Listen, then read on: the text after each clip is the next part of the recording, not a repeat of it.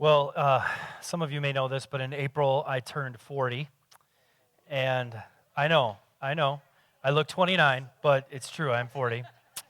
And I was warned about what to expect when I turned 40, and I'm not totally sure that I believed it until it happened.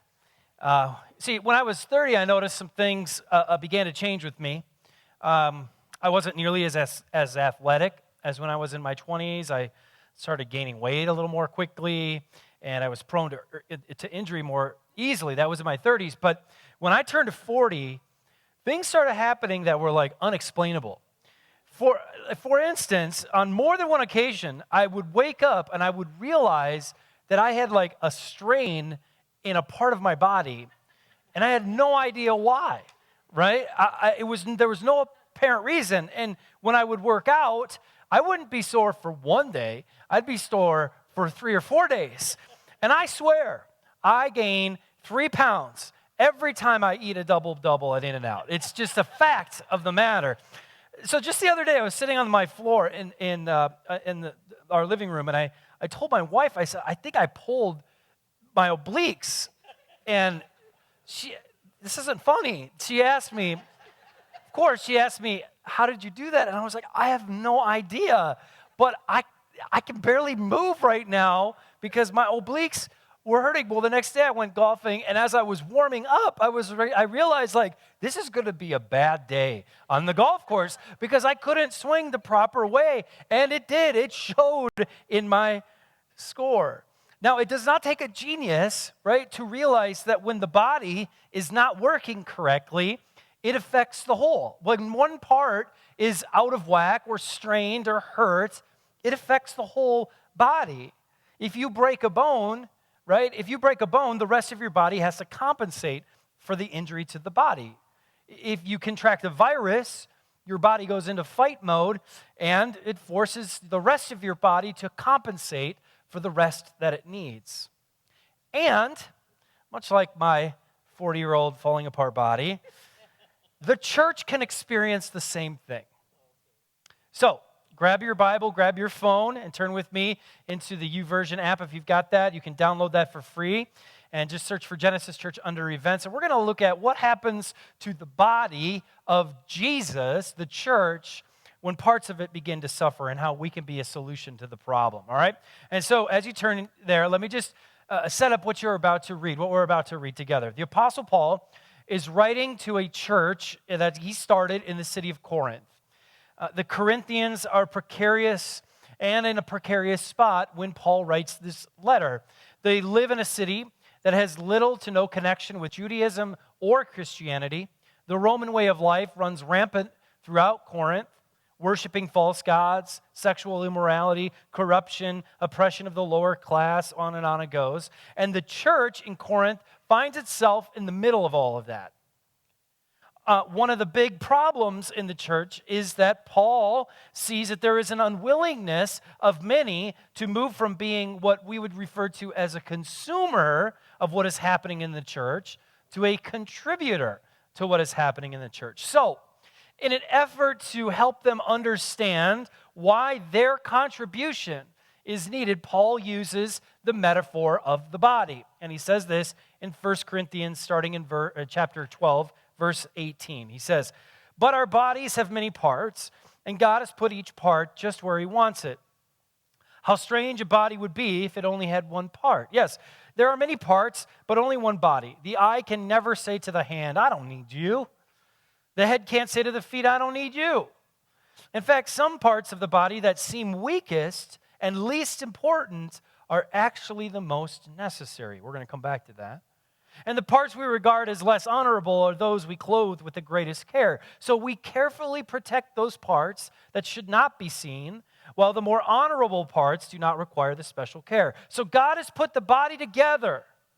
He's put this body together such that extra honor and care are given to those parts that have less dignity. This makes for harmony among the members, so that all the members care for each other. If one part suffers, all the parts suffer with it. And if one part is honored, all the parts are glad. Okay, so stop there for a second. We're going to keep going, but I want you to stop right here for a second because Paul is saying what I have been experiencing since my last birthday. When one part of our body suffers, the rest of the body suffers with it. When your obliques are strained and sore, the rest of the body has to compensate for the pain. When you eat the double-double and the 3 pounds are added to the hips, the rest of your body has to compensate. When you break a leg, your body goes into repair mode and you're forced to walk around on crutches and rest. We know this. We understand this. We're human. We have a physical body and we experience this, and Paul knows it. So then he takes this metaphor of the body and how it works, and he flips it on its head to help the Corinthians and us understand how the church operates. So he says, all of you together are Christ's body, and each of you is part of it. Here are some of the parts God has appointed for the church. First are apostles, second are prophets, third are teachers, then those who do miracles, those who have the gift of helping, those who can help, healing, those who can help others, those who give the gift of leadership, those who speak in unknown languages. Are we all apostles? Are we all prophets? Are we all teachers? Do we all have the power to do miracles? Do we all have the gift of healing? Do we all have the ability to speak in unknown languages? Do we all have the ability to interpret unknown languages? Of course not. So you should earnestly desire the most helpful gifts. The church, Paul says, is like a body. It's a living organism. It functions in the same way a body does. A body is healthy when all of its members are working together properly, which, by the way, the idea of membership in the church does not come from what country clubs define it as. Instead, it comes straight from this passage. If you're a member of a church, you are a member of the church. When a body is fit and it is strong, it is capable of doing far more than when the body is weak and out of shape and unhealthy. When all of the members of the body work together in harmony, it is able to go further and do more. And the church is the same. It's healthy when all of its members, all of its pieces, all of its people are working together properly. It is capable of doing far more when it is fit and it is strong. It is able to go further when its members are working together in harmony. But for all of that to come true, there has to be this change in the mentality of the members of the church. And Paul makes that point to the Corinthians. It's a mentality that has to change in the church of Corinth and that they struggled with, and it's a mentality that I believe the church in America especially struggles with as well. The big issue with the church in Corinth was that the people weren't contributing to the health of the church. They were simply consuming whatever health was left. A few people were making the church operate while the majority simply consumed what they could. The church in Corinth was living out what is commonly known as the Pareto principle. Now, if you're not familiar with that, the Pareto principle says that 80% of the effects come from 20% of the causes. So in economics, this means that 80% of the wealth is accumulated by 20% of the population. In exercise, 80% of the results are gained by 20% of the workouts. In football, 80% of the scoring is caused by 20% of the plays. And the church in Corinth is experiencing the effects of the Pareto principle in their midst. 80% of the work is being accomplished by 20% of the people. 80% of the funds are being given by 20% of the people. 80% of the ministry is being led by 20% of its members. Now, apart from the fact that only a few people are doing most of the work needed to make the church healthy, the major problem is that there is this gap, this 20% that is inoperable. You've got 20% of the people doing 80% of the work, and the remaining 20% is getting ignored. Now imagine for a second If 20% of your body just stopped working, a couple of your organs shut down, your right arm shriveled up, your eyes went blind, what would happen to you? Would you be considered healthy? Would you be able to do the things that God had called you to do? Would you be able to go to work and be productive? Would you be able to raise your family? Would you be able to even get up out of bed in the morning? Of course not. You just spend time trying to manage and compensate for all of the parts that aren't working. And unfortunately, this is the reality for most churches in America today. 80% of the work is being done by 20% of the people, and 20% of the body is suffering.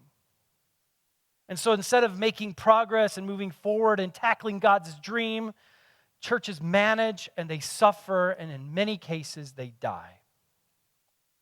So what's the answer? How does the church, the body of Christ, us, Genesis, operate in a way that is healthy and strong and ambitious? Well, it means that us, all of us, who call Genesis the church that we belong to, the body that we belong to, that we must move from simply consuming whatever health might exist in this church to contributing to the overall health of the church. It means moving from this being, oh, this is your church, to this is our church. That we are a part of this together. It means moving from an observer to an owner of the church. And here's how we can do that together. Here's how we can start to become owners of what God has set into motion here at Genesis. Here's how we together, not just me, not just the leadership, not just the staff, but every single one of us can begin to contribute to the overall health of this church, that we might go further and farther into greater things that God has for us. Here's how you could become an owner. And it's actually a lot simpler than I think maybe we think sometimes. And the first thing we can do is we can move from sitting to serving. To move from sitting to serving. You have gifts and abilities and passions that are needed to keep the body healthy, to keep the church healthy and strong. Like Paul said, those passions and gifts and abilities are not all the same, but they are all needed. And in addition, and I love this, he makes the point to say that it isn't the obvious gifts and abilities that are often the most important. It's those that are less obvious that give the body its significant health. Think about it. What you can see of the body, right, isn't what keeps the body healthy. It's what you can't see that keeps the body healthy. My hands, by themselves, they don't keep my body healthy. You can see them, but they are not what is keeping my body moving forward. My heart, my internal organs, the blood flowing through my body is keeping me healthy, which is so important for us to understand when it comes to the church. Because the biggest thing that we see in the church is Sunday morning. We're here Sunday morning, right? And I stand up in front and I talk, and Carmel sings, and the people play music, and there's things going on, and this is Sunday morning, and it's easy to think, well, this is what makes the church healthy. But it's not. What we do on a Sunday is a result, a consequence of whether we are healthy or not.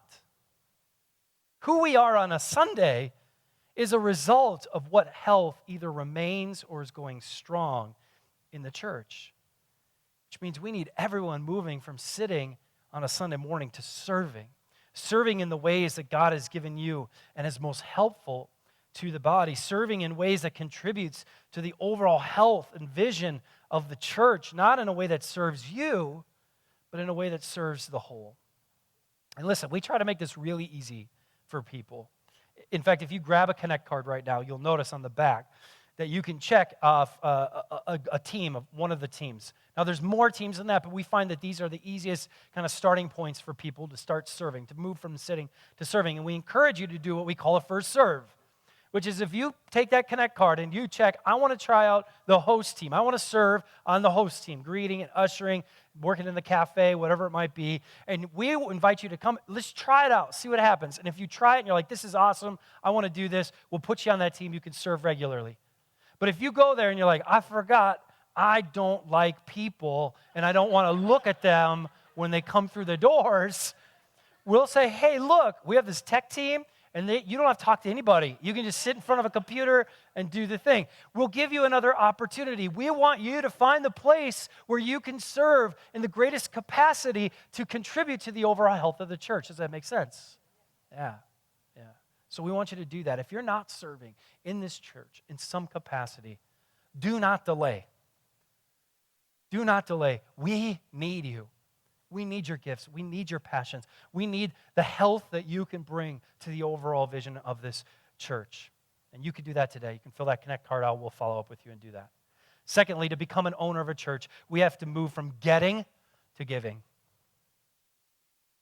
I love it when people come to Genesis on Sunday. I love seeing all of you here.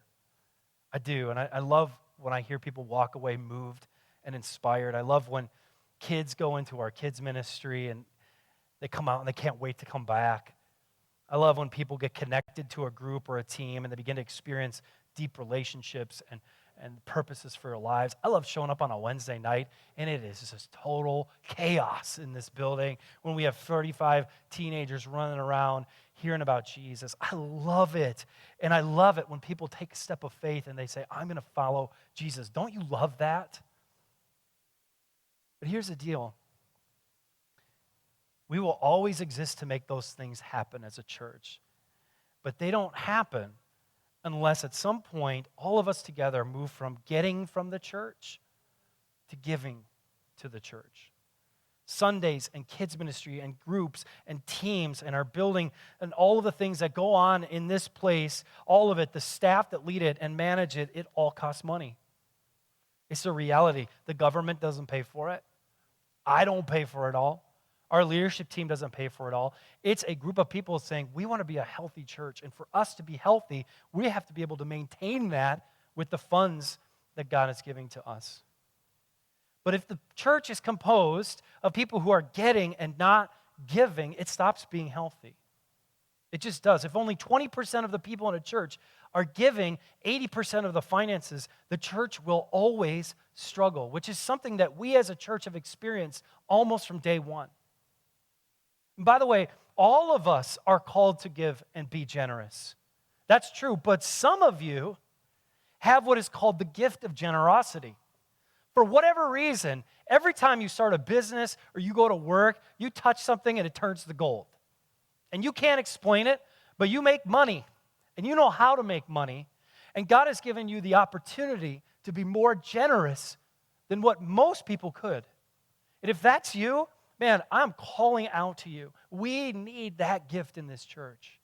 But for all of us, this is an opportunity. It doesn't matter, right? Jesus is most impressed with the woman's 2 mites that she gives at the church, not the big, tremendous amount of money that the Pharisees give. It's about giving.